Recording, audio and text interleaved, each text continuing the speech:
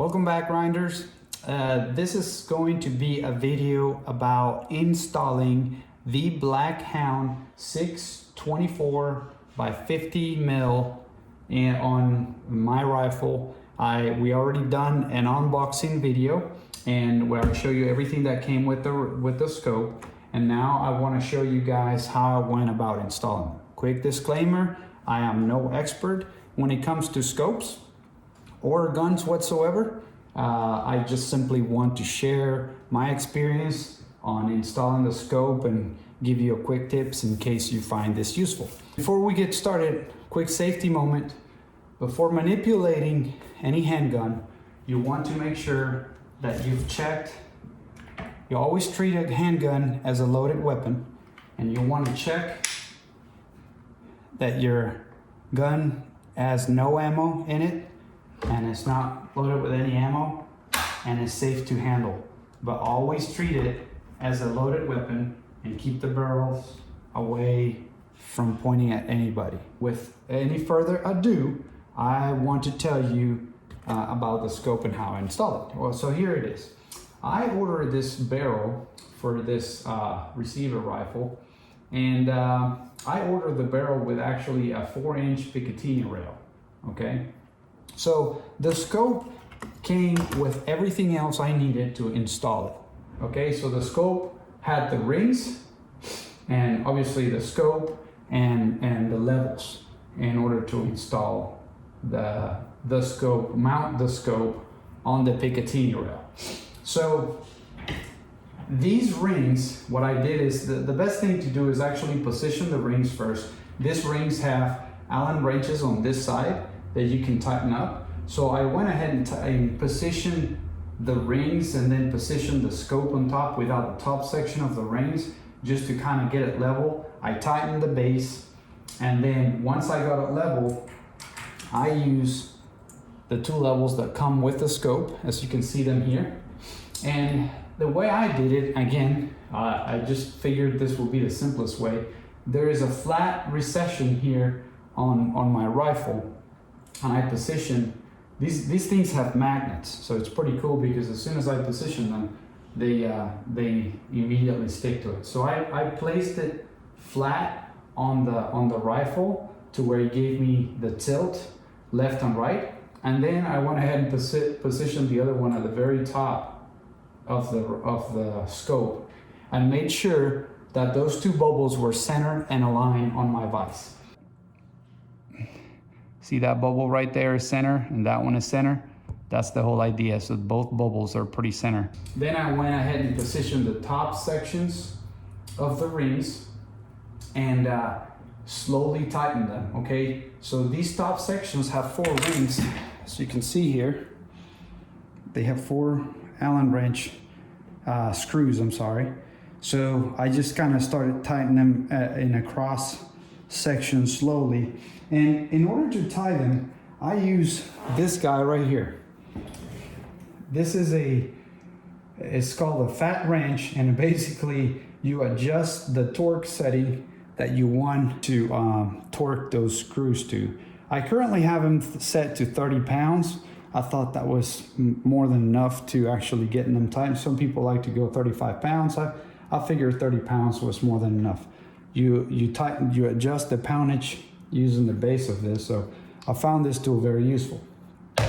So I went ahead and tightened those, but actually before fully tighten them, I placed a drop of this guy right here. This is the Loctite thread blue, locker blue, and it's basically a drop of this at the very tip of the screws. As they go in, it just helps make those screws kind of seal in place and avoids the screws from backing up on themselves.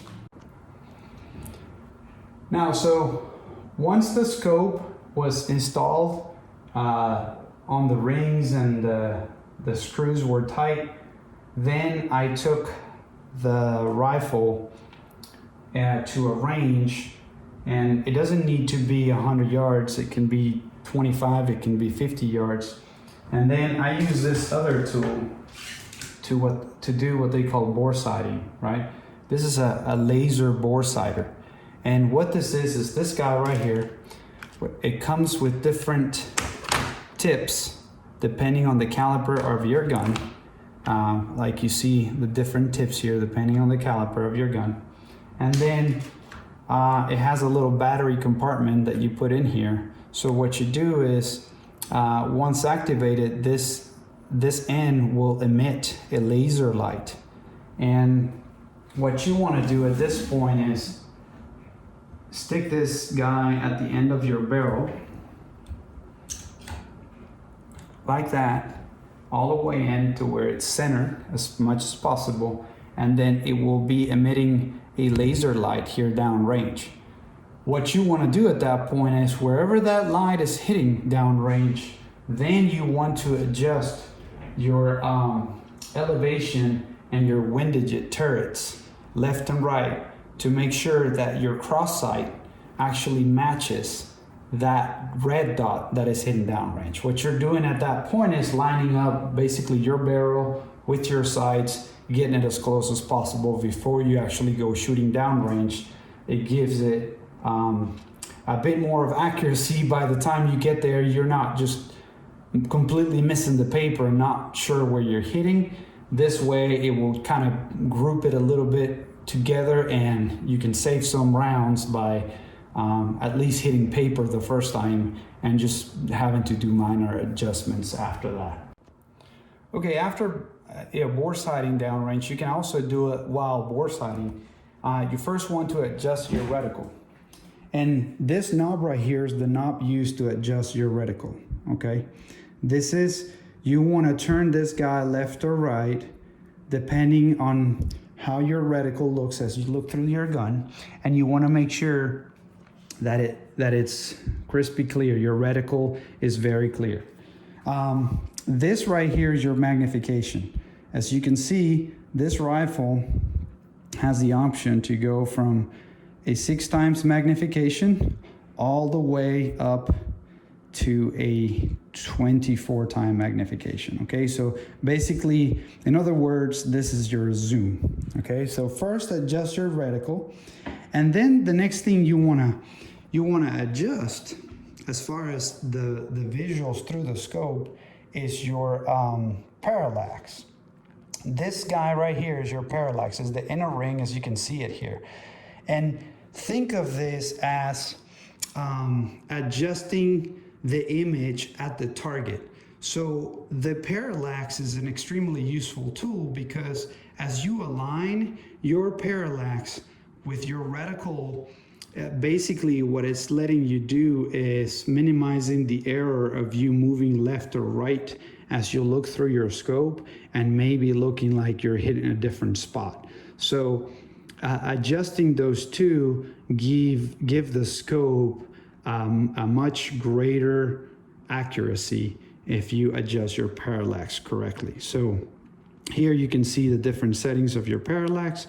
So you use that to adjust that. So once you have your reticle and your parallax adjusted and you've gone and bore sighted it and zeroed it in, then pretty much you're good to go to the range and start shooting it and see what you're hitting, and then making the smaller adjustments on your elevation and your windage. A couple other cool things about this scope is that this scope comes with a illuminated reticle. Basically what you do is you unscrew this guy right here, as you can see me do now. Okay. And then you put that battery in there, okay? Putting that battery in there allows you to illuminate the reticle as you look through the scope. Now, that's what this ring is for, the outer ring, okay? It's lined up with this button, this dot, this white dot right here. As long as there's a dot in there, it's off. But if I move it down and I go to 6, that's the most intense illumination it will have. So it will be very bright. If I bring it down to another dot, it will be off on the reticle. And then if I bring it down to 1, it will be just very light illumination. So the reticle will have illumination, but it's just not going to be that strong. So I'm just going to turn it back to off. It's got 6 positions of levels of illumination that you can have on this scope. That's a very cool feature, something I've never had before. Again, I'm not a big rifle guy, but I find that very, very useful. Okay, one more thing I want to share with you guys. Once you have your elevation turret dialed in, once you get this on screw, comes with a ring. You can just pull it straight up like that. And it comes with this ring right here that you see. And this ring, if you unscrew it, it's got a couple Allen wrenches on each side. If you unscrew it from these 2 sides, you can back it all the way out. And then it comes not installed. When you have your 0 in your elevation on this rifle, you can then install this ring. What you do is like I mentioned, you unscrew that, you pull this out, and then you install this little black ring. You screw it all the way down until it hits bottom, and then you tighten those Allen wrenches. And then what you do is you go back in, line up your 0s with your elevation, and then you tighten this back up, okay? Once it's installed and finished, the turret can only be moved upwards, and when you rotate it back, it will stop at 0. You do the same thing with the windage. You don't have a ring for this guy, but once you've actually found the spot where it's hitting right where it needs to hit, I like to unscrew this guy. As you can see here, I want to make sure that my 0 matches my 0 line here as well. So I'm going to, without moving the turret, just push this guy in like that. There you go, just push it in like that. And then screw this guy back up.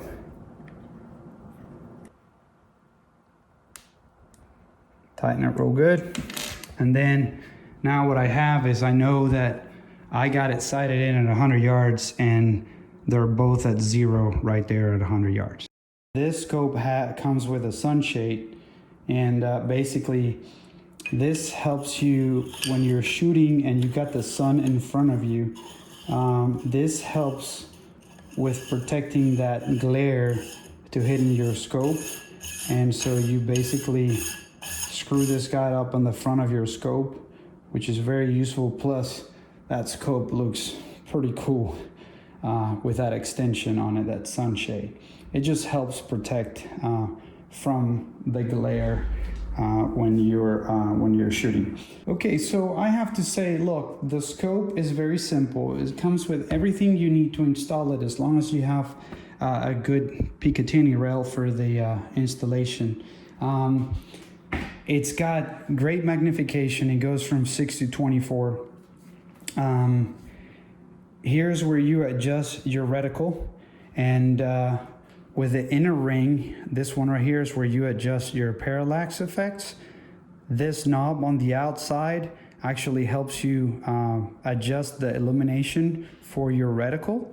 And then it's got your windages, your windage and your elevation. And then it's got the little ring that you can install so it doesn't allow it to go down.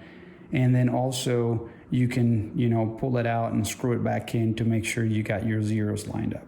It comes with your levels that you can use to install it. Again, I used this fat wrench at 30 pounds to tighten the screws on the rings, and use the Loctite on the screws to make sure that they don't back out. It's got, again, magnification all the way to 24. This is your magnification knob.